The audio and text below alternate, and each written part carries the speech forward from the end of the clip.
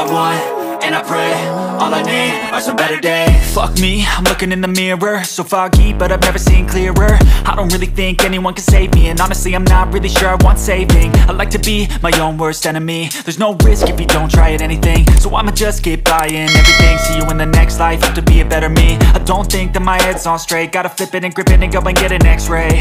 What's wrong with me? I just feel weight pushing on my chest and it squeezes till I suffocate. Better change my mindset, meditate. It's pretty cool that I'm alive and have better days. I could walk, see, hear, I should celebrate. Think I could change my mind, maybe elevate. Living life, everyday, late at night, not okay. All I want, and I pray, all I need are some better days.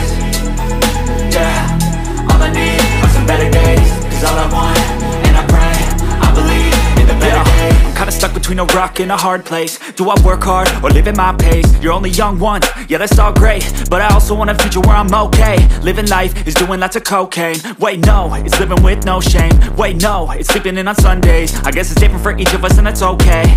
Well I just wanna be happy, how to get there? Glad that you asked me. I think it's different for everyone. Some of us need work, others need fun. Some of us need purpose to overcome